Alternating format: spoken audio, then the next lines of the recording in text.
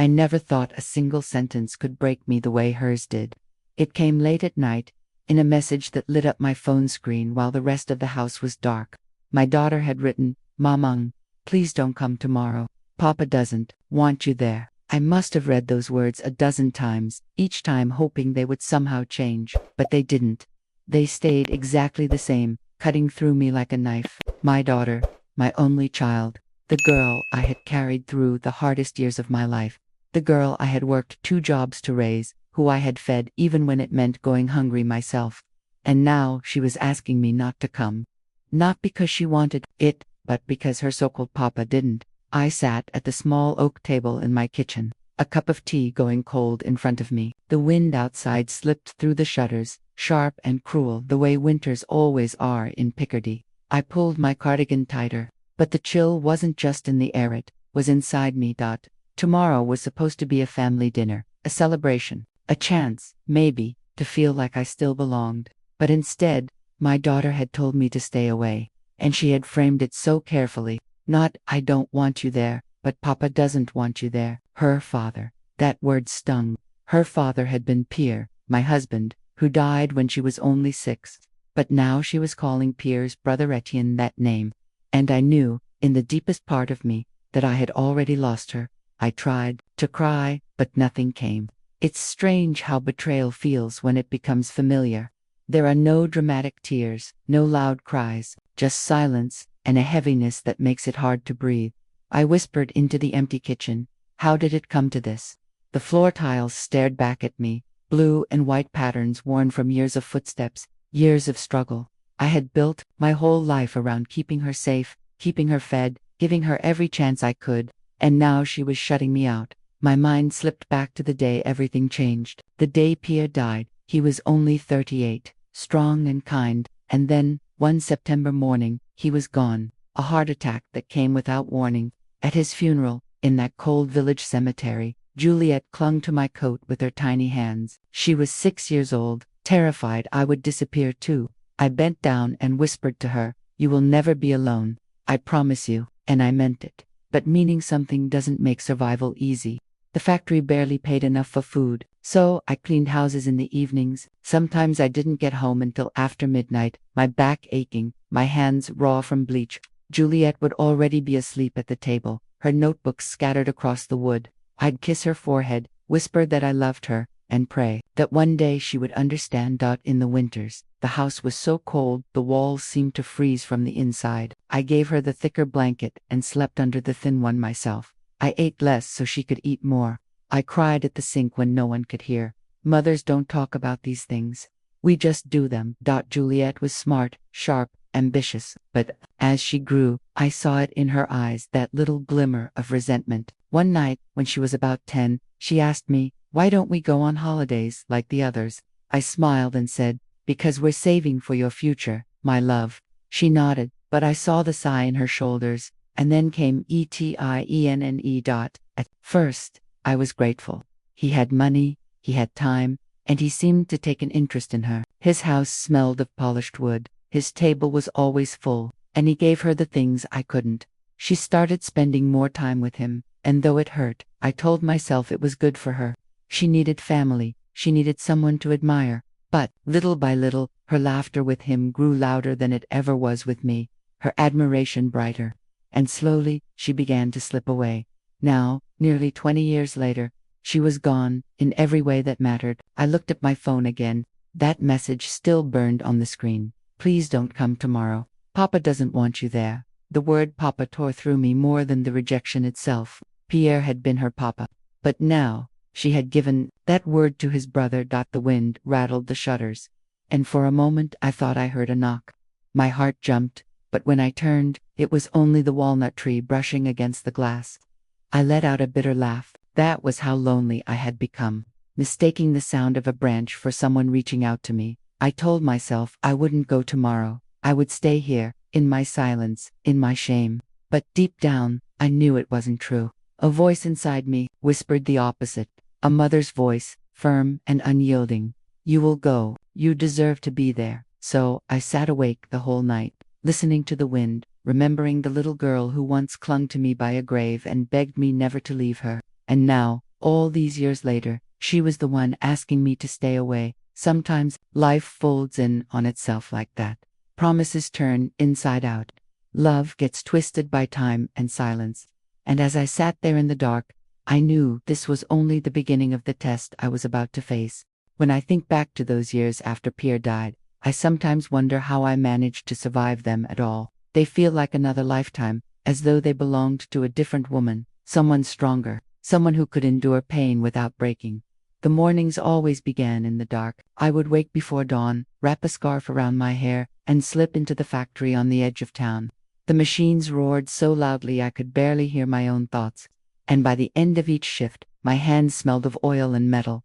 After a few hours at home, I would go again, cleaning offices and houses until midnight. That was my life for years, an endless cycle of noise, exhaustion, and silence. And yet, I told myself it was worth it. It was worth it because every euro I earned went into Juliet's school shoes, her notebooks, the occasional treat of fresh fruit from the market. She was my reason. She was the only thing that kept me moving when my body begged me to stop. But children don't see sacrifice. Not really. They see only what is missing. I remember one birthday, when she must have been about 9. I had saved 4 months to buy her a doll she had wanted, the kind with long golden hair and a velvet dress. I wrapped it in tissue paper and waited for the smile I was sure would come. She opened it, looked at it for a moment, and then whispered, "Anna's parents bought her a bicycle." Her words weren't cruel. She said them quietly, almost without thinking, but they cut deep.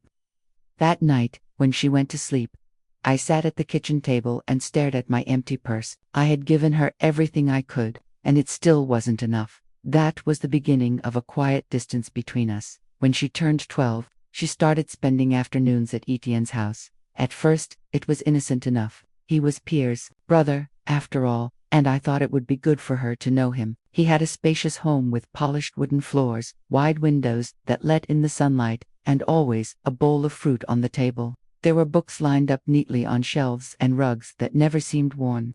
His wife Madeleine was kind but distant, the type of woman who greeted you with a polite smile and little else. Juliet loved being there. She would come home talking about the meals, about the piano in the living room, about the garden that stretched behind the house. She looked at that life the way a thirsty child looks at water. I wanted to be happy for her. I wanted to tell myself it was good, that she was safe there, that she deserved moments of comfort. But each time she came home with that brightness in her eyes, I felt myself shrinking. There was one evening I'll never forget. She had just turned 14. I came home late from cleaning and found her at the table, doing homework.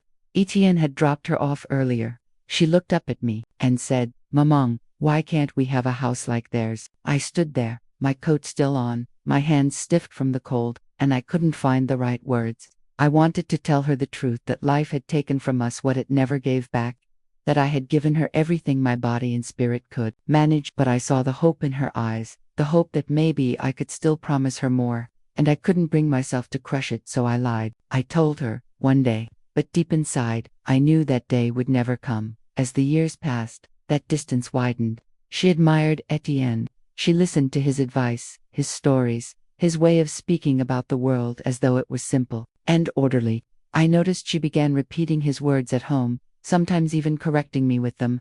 I wanted to fight for her loyalty. But how do you fight against a better life? How do you ask your child to choose the mother who struggles over the uncle who offers comfort? By the time she was 16, I felt like a guest in her life. She still loved me, I knew she did, but it was a softer kind of love. A love weighed down by disappointment. One night, after a long shift, I came home to find her sitting on her bed, reading. I sat beside her and brushed her hair back, the way I used to when she was little. She didn't pull away, but she didn't lean in either. I whispered, "You'll always be my little girl." She smiled faintly and said, "I know, Mama," but her eyes were far away, as though she was already living in another world. A world I didn't belong to. And somewhere, in that silence between us, I felt the first real sting of betrayal. Not because she wanted more, what child doesn't, but because she had already found it in someone else. The years slipped by after that. I worked, I endured. I watched her drift closer to him, and though she never said it outright, I knew the day would come when she would choose him over me. I just never thought it would come in the form of a message. Years later, telling me not to come. I didn't know then how deep his influence had run. I didn't know how much of her heart he had claimed, and I certainly didn't know the secrets he had been keeping from me, secrets that would one day unravel everything I thought I knew about my own family. But those revelations would come later. For now, all I had was the memory of long nights in the factory, empty purses, whispered promises I couldn't keep, and the growing certainty that my sacrifices had never been enough. By the time Juliet reached her late teens, I felt like she lived in a world I could only glimpse through a window. I was on the outside, watching her life unfold without me. Even though I was the one who had carried her through all those hard years. She was 17 when I first noticed the way she referred to Etienne, not as my uncle but as if he were something more. She never called him Papa in front of me back then, but the respect in her voice, the admiration in her eyes, told me everything. She looked at him the way daughters are supposed to look at their fathers, and me. I was the one who nagged, the one who asked her to pick up her shoes, to finish her homework, to remember the value of every coin. To her, I was the voice of struggle, of limits, of not enough. Etienne, on the other hand, was possibility. He had time to sit with her, to talk about books, to take her to little cafes in town, and show her the ease of a life I could never provide. I don't know if he meant to take her from me, or if it happened simply because I was too tired, too worn down to fight. But the more she admired him, the less she saw me. I remember one evening vividly. She came home from his house wearing a silk scarf, pale blue, with a delicate pattern. It was nothing extravagant, but it was beautiful. Something I could never have afforded. Double quotes. Where did you get that? I asked gently. Uncle Etienne gave it to me, she said, smiling. He said it suits me. I forced a smile, but inside, I felt a sting. I had saved for weeks to buy her a simple coat the winter before, and she had barely noticed it. But this scarf, this small gesture from him, lit up her whole face. As the years went on, it became more and more obvious. She went to him for advice, on school, for help with her university applications, for reassurance about her future. I offered what I could: encouragement, love, long nights working extra shifts to save for her studies, but it never shone as brightly in her eyes.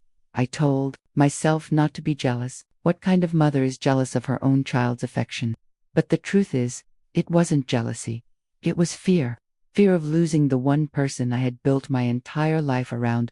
When she was 18, she came home one evening after dinner, at their house. She was quiet, thoughtful. I asked her what was wrong, and she hesitated before saying, Mom, Uncle Etienne says I should think about living with them while I'm at university. It would make things easier. Her words sank into me like a stone. I tried to keep my voice calm as I replied, but you'll always have a home here. I know, she said quickly, as though she didn't want to hurt me.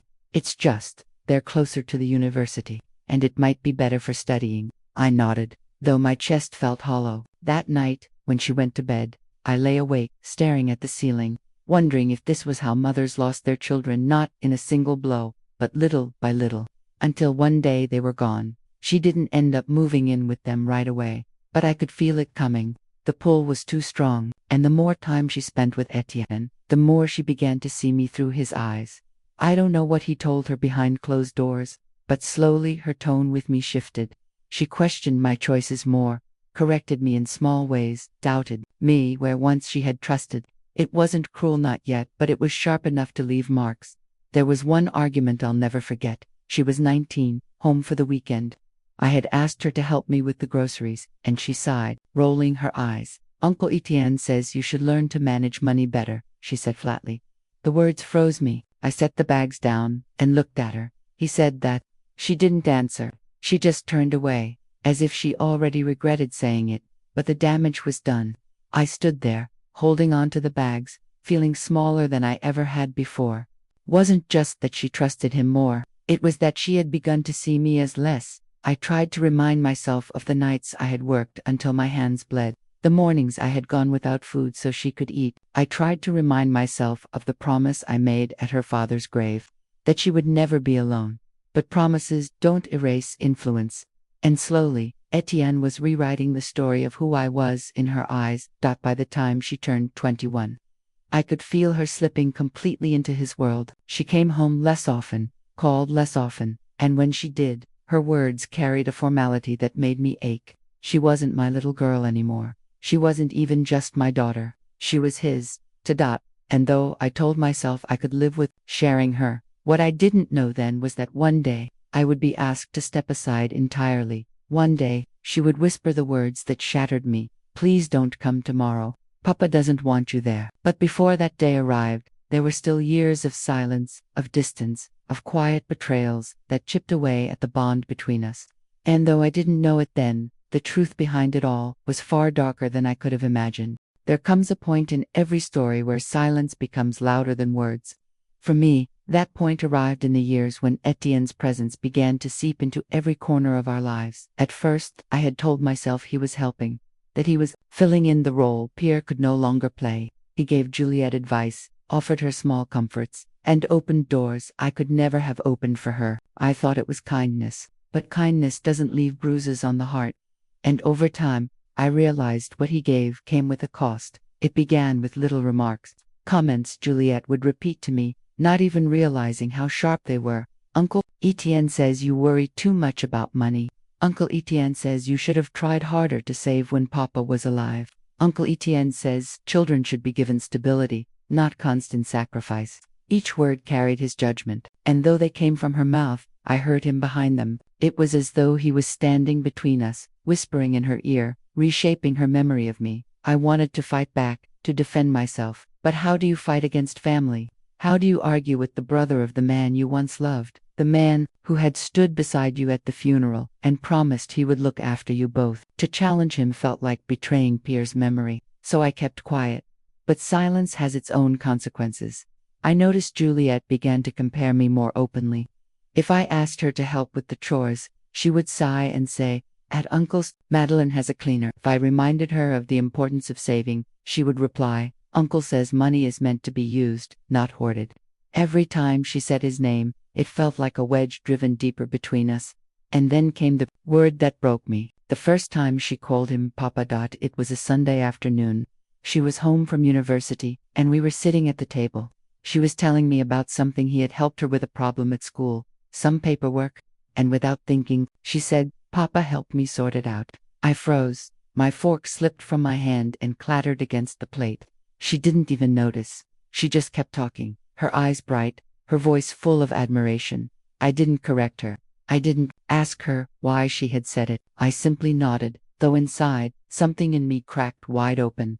That night, I sat by the window long after she had gone to bed, staring out at the dark fields beyond the village. I whispered Pierre's name into the silence, asking him if he could see what was happening, if he knew that his own brother had taken the title that belonged only to him. But the night gave no answers.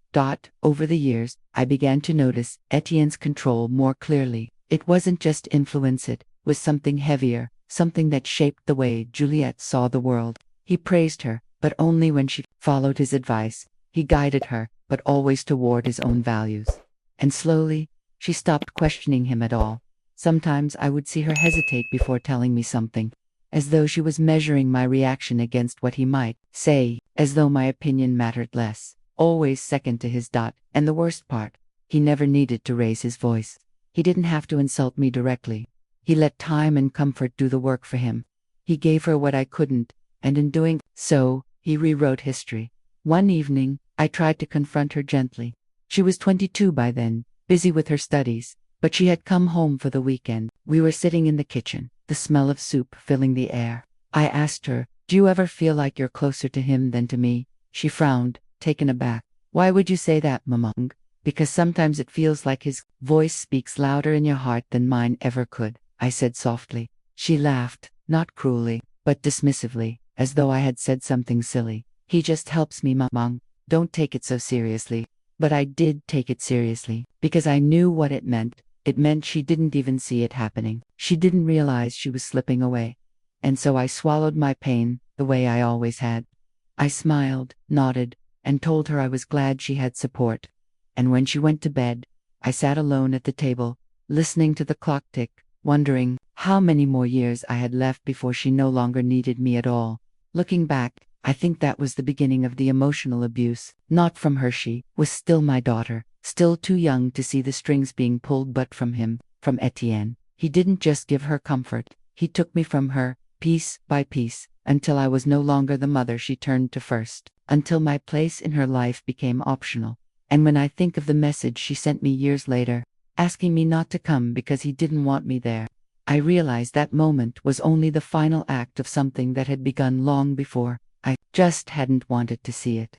The days before the gathering weighed on me like stones. Each morning I woke with the same question pressing against my chest. Should I go, or should I stay away? My daughter's message echoed in my mind again and again. Please don't come tomorrow. Papa doesn't want you there. I told myself I would respect her wish, that perhaps staying away was the kinder choice, sparing us both the awkwardness. But each time I tried to picture myself sitting alone in this small kitchen while my daughter laughed and ate with the rest of them, something inside me clenched. I had carried her through winters when the house was so cold I could see her breath in the air. I had walked to the factory in the dark mornings when my shoes had holes in the soles. I had given her everything I had, and more. And now, I was expected to erase myself from her life with quiet obedience. No, I couldn't do it. The night before the gathering, I pulled out the only dress I owned that still felt proper for such an occasion. It was a navy blue dress, simple and worn but clean. I ironed it carefully, pressing out the wrinkles, as though smoothing the fabric might also smooth the chaos inside me. I thought of Pierre as I worked. I wondered what he would have said if he had lived to see this. He had been the gentlest man, always reminding me that family was what mattered most. He would never have believed his brother capable of pushing me aside like this, but perhaps that was the cruelest part. Family is what hurts you the deepest. Outsiders wound you from a distance, but family knows exactly where to strike. As I folded the dress over the chair, a memory returned so sharply it felt like the room tilted. It was years ago. Juliette had just finished her second year at university. Etienne had hosted a dinner in her honor, celebrating her achievements. I had been invited, but I remember how uncomfortable I felt the whole evening.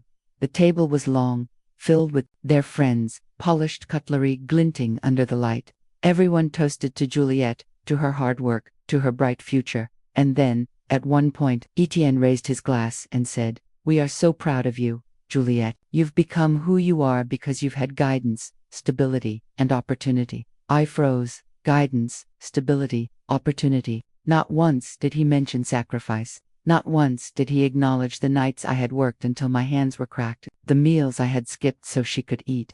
He spoke as though he had raised her, as though I had been nothing more than a shadow in the background. I remember Juliette smiling at him, her eyes glowing with gratitude, and though she thanked me later in private, it didn't matter. In that moment, in front of everyone, he had claimed her story for himself, and I had let him. That memory lingered as I prepared for the gathering now. I could already hear the laughter, see the glasses raised, imagine the way he would take center stage again, and I wondered if this time he would erase me completely. I wanted to believe Juliette still saw me, deep down, that some part of her remembered the nights I held her through fevers, the mornings I tied her shoelaces before school. But with each passing year, those memories seemed to belong only to me. To her, they were fading shadows, replaced by brighter, easier days with him. The day of the gathering arrived. The sky was overcast, heavy with the promise of rain. I stood in front of the mirror, smoothing down the dress, fastening the small brooch I had saved from my wedding day. My hands trembled, not from age, but from the weight of what I was about to face. I thought again of staying home. I thought of sparing myself the humiliation. But then I pictured Juliette's face when she was 6 years old, clutching my coat at the funeral, begging me not to leave her. That memory kept me standing. That memory gave me enough courage to step outside. That is, I walked through the village streets. I felt the eyes of neighbors on me. In a small town, everyone knows your story, but no one speaks it aloud. They just watch. Some looked at me with pity, others with indifference. I kept my gaze forward. The house loomed ahead, tall and proud, with lights glowing warmly through the windows. It was a house full of laughter, of life. But as I stood outside the gate, I felt like an intruder. For a long moment, I couldn't move. My hands tightened around the strap of my bag, and my breath caught in my chest. I thought of turning back. I thought of returning to my quiet kitchen, to my solitude. But then, faintly, I heard her voice from inside. Juliette's laugh, my daughter's laugh, and it pulled me forward. I stepped through the gate, my shoes crunching softly against the gravel. The front door stood open, the sound of voices spilling out into the night. And in that moment, I realized this was not just about being at a dinner. This was about reclaiming my place, about reminding myself, and maybe reminding her, that I still existed, that I was still her mother. I took a deep breath and walked inside. I arrived at the gathering, but before I could step fully into the dining room, I felt the weight of silence press against me. Conversations softened, glasses stilled midair, and in that hush, I saw him Etienne standing near the head of the table, a glass of wine in his hand, his eyes narrowing the moment he saw me. "Claire," he said, his voice cool, clipped, "we weren't expecting you." The way he said it made clear he meant, "You weren't wanted here." But before I could answer, Juliet rushed toward me. She looked beautiful, radiant in her dress, her hair pinned back just the way I used to do for her when she was little. For a moment, my heart swelled with pride, and then it broke when she leaned close and whispered, "Mamang, maybe you shouldn't stay." Her voice was soft, almost apologetic, but it cut deeper than anything Etienne could have said. I smiled tightly, nodded as though I understood, but inside, something twisted. I couldn't bear to cause her embarrassment, not in front of everyone, so I turned and walked back into the hallway, my steps heavy, my heart hollow. The noise of the gathering grew behind me as I moved farther away, until it was little more than a muffled hum. I didn't leave right away. Instead, I drifted upstairs, almost without thinking. Perhaps I wanted a moment alone. Perhaps I wanted to hold on to some fragment of Pierre in this house that had once been his family's. The upstairs hall smelled faintly of old wood and lavender polish. I walked slowly, my hand trailing along the wall, until I reached the attic door. It was half open, as though inviting me in. I climbed the narrow steps, my shoes creaking against the boards. The attic was dim, dust dancing in the thin beam of light from a small window. Trunks and boxers were stacked neatly, some marked with dates, others with fading handwriting. I shouldn't have touched them. I knew that, but grief, loneliness, and a desperate need for answers pushed me forward. I opened one trunk, and there, beneath a folded stack of clothes that smelled faintly of cedar, I found an envelope. My hands trembled as I picked it up. It was addressed in Pierre's handwriting.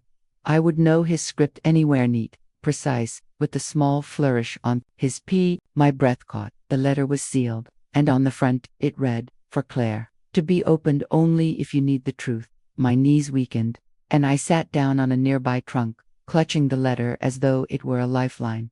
My heart pounded in my ears. For years, I had carried questions that never left me. Why had his family turned so cold to me after his death?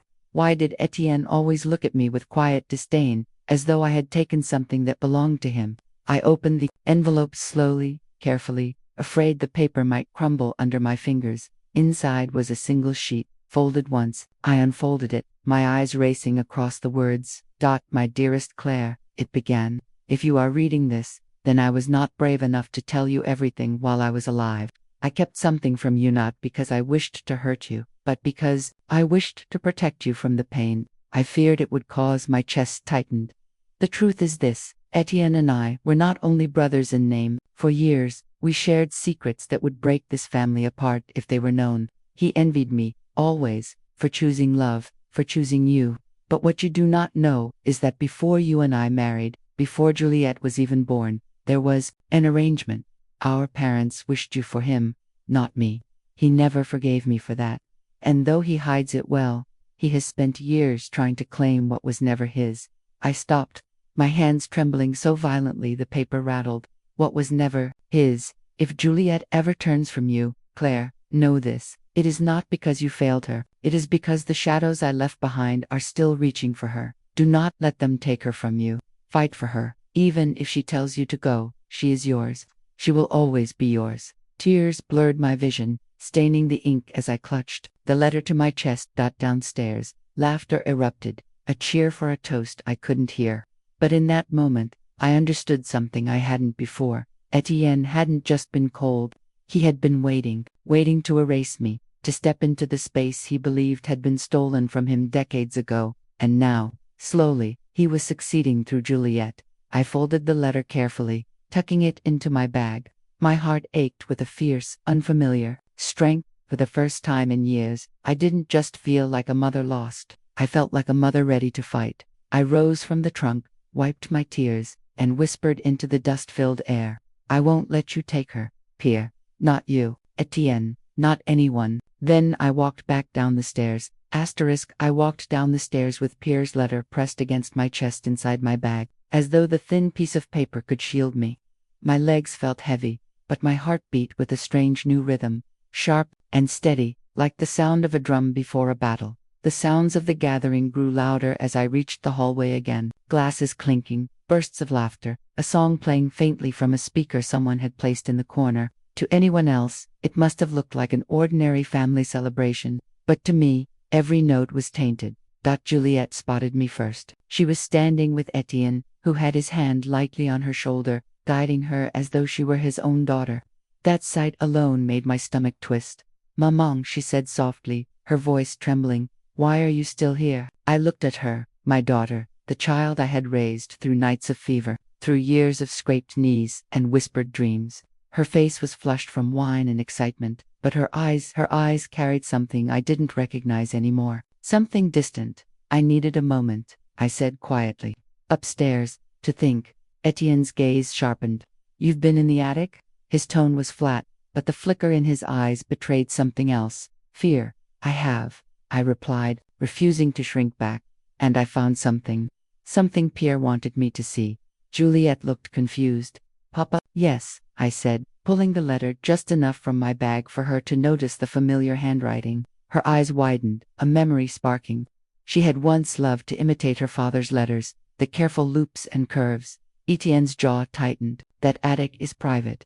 You had no right to know, right?" My voice rose, surprising even me.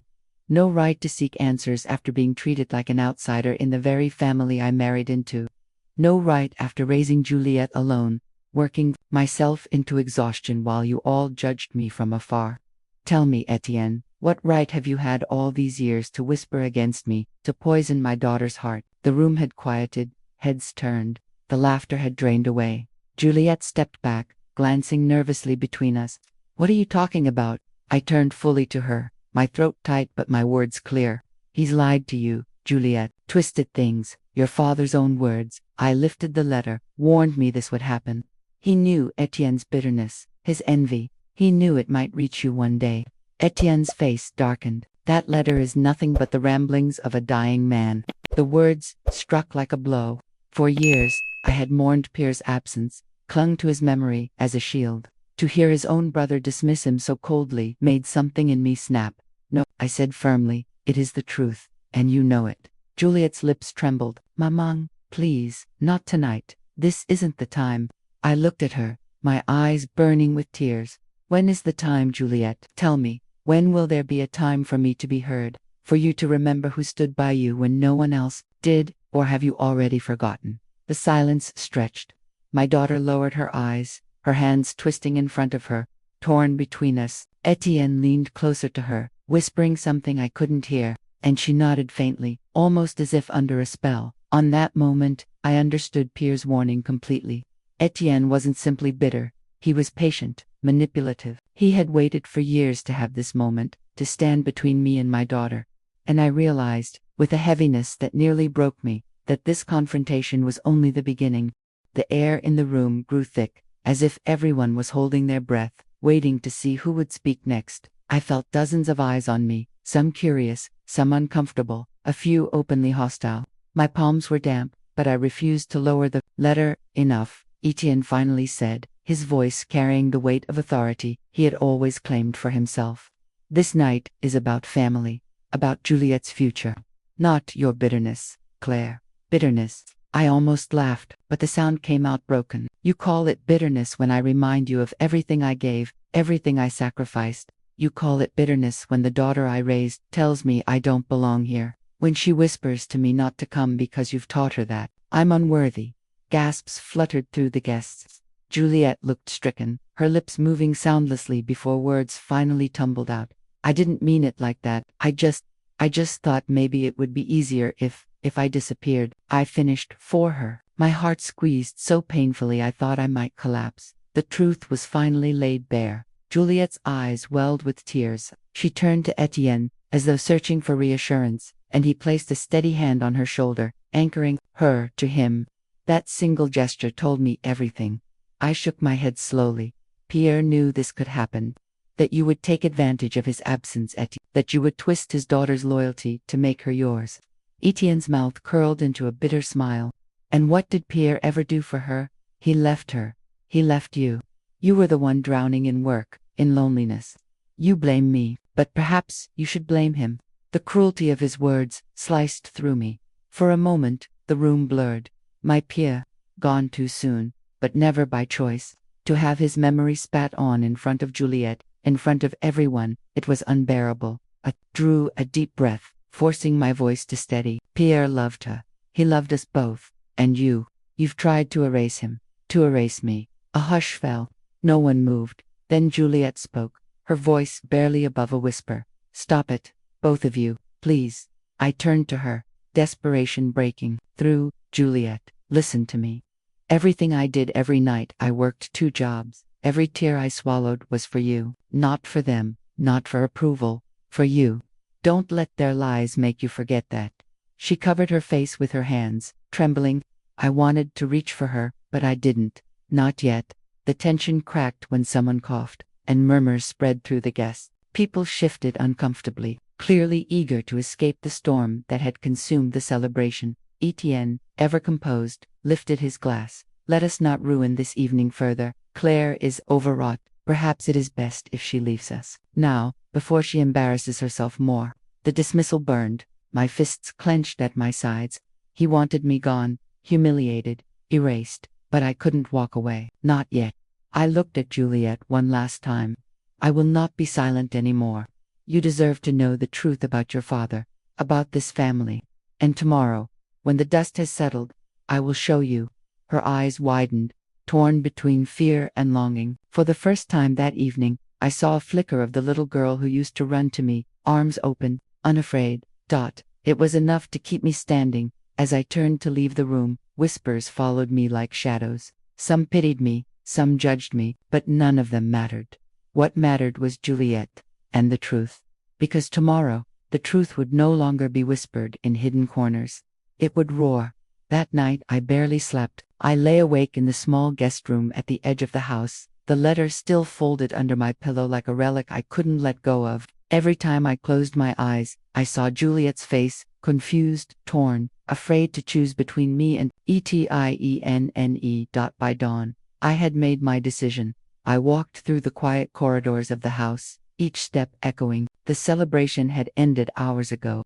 Empty glasses and crumpled napkins littered the dining room, silent witnesses to the chaos. The smell of stale wine hung in the air. I stopped outside the study Etienne's sanctuary. I knew he kept his papers there, his accounts, his records. My hand trembled as I turned the knob. Inside, the curtains were still drawn. The room smelled of leather and old books. On the desk lay a stack of folders, neat and deliberate, as if he wanted them to be seen, but only by someone who dared to look. I opened one, and then another. At first, it seemed like ordinary family finances, property deeds, inheritance accounts, signatures carefully notarized, but then I saw Pierre's name, again and again, and Juliette's, written in handwriting that was not her own. Forged. My breath caught. Etienne had been moving money, redirecting assets, falsifying documents, all under the guise of protecting the family estate. But the most horrifying detail was in one letter, tucked in the middle of the pile. It was Pierre's handwriting, his true last words, never meant for anyone but me and Juliette. The attic letter I had found was only half the truth. This one was hidden, deliberately buried among false ledgers. I read the lines, my eyes stinging with tears. Claire, if Juliette ever doubts you, if Etienne succeeds in poisoning her against you, you must tell her the truth. I did not leave you, I was forced. Etienne controlled everything, the estate, my care, even my voice in those final months. He wanted you alone, dependent, broken. Promise me you will not let him succeed. Juliette must know. She must know I loved you both until my last breath. My knees buckled. I pressed the paper to my lips, a sob shaking through me. Pierre had tried to warn us. He had known. And suddenly, the years of subtle cruelty, the whispers, the wedge driven between me and my daughter, it all snapped into focus. Etienne hadn't just despised me, he had orchestrated everything. A sound at the door jolted me, looking for something. Claire. I spun around. Etienne stood in the doorway, his expression calm, almost amused, as though he had expected this moment. My voice shook. You forged documents. You stole from Pierre's legacy. You destroyed his words, and you've turned Juliet against me.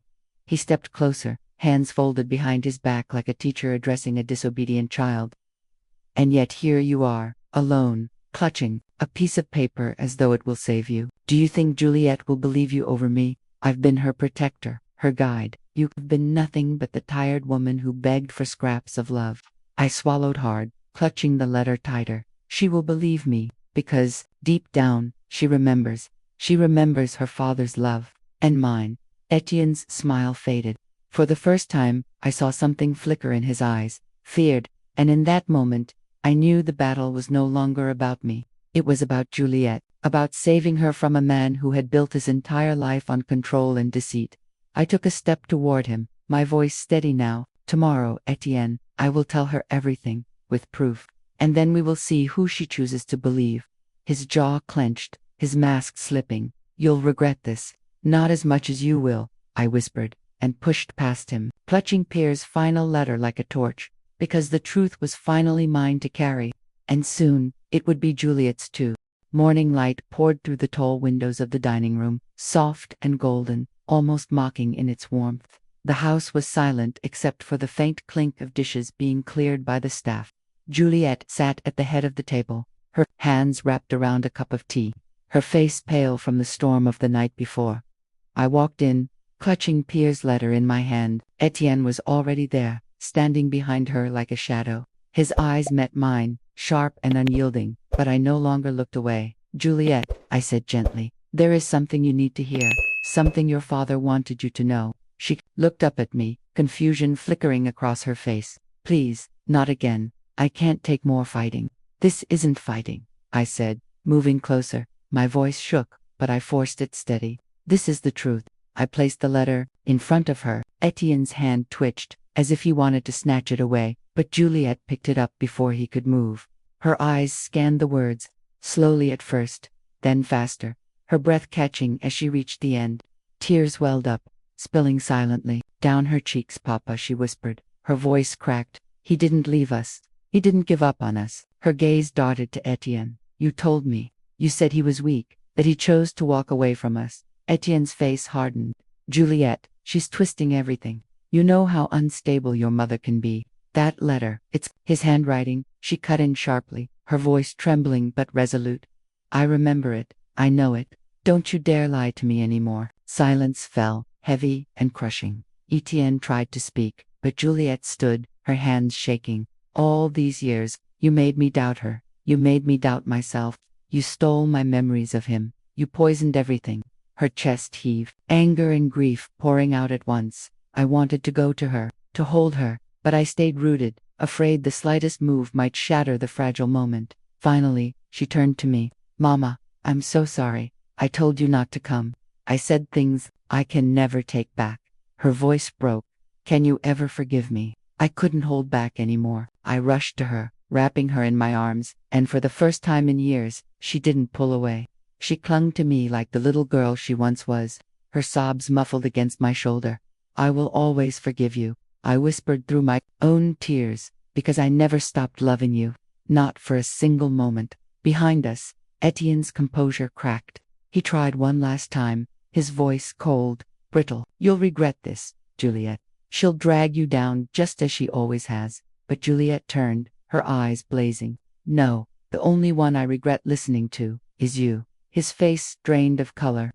For the first time, Etienne had no power, no control. He left the room in silence, his footsteps echoing until they disappeared down the corridor. Juliet and I stayed there, holding on to each other, letting years of pain finally unravel. If you're still here, please don't forget to subscribe Myla Stories. I share stories that come straight from the heart. Later, when the house had grown quiet again, Juliet and I sat outside under the old chestnut tree, the same one Pierre had planted when she was born.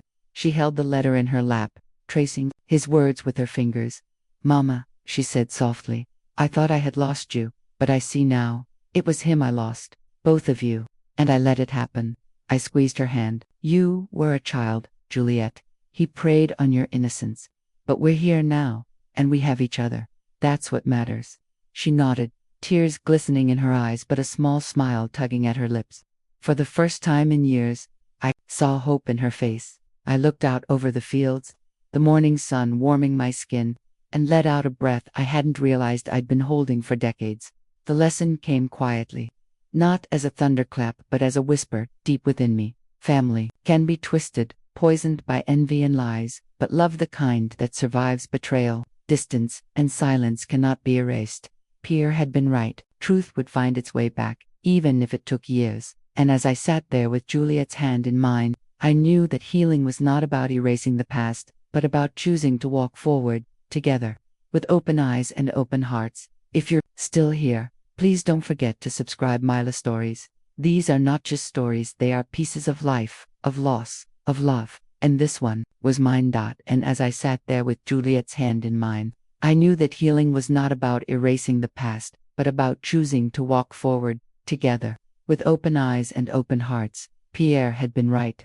Truth will always find its way back, even if it takes years. And though so much was lost, what mattered most had returned to me in the end. My daughter's love. Thank you for staying with me through this journey. If my story touched you, please don't forget to subscribe to Myla Stories. I share stories that come straight from the heart, stories of love, loss, and the resilience it takes to keep going. Let me ask you something. If you were in my place, would you have forgiven Juliet after everything she said and did? Or would the pain have been too deep? I'd love to hear your thoughts in the comments. Until next time, take care of your heart, and never stop believing in the power of truth.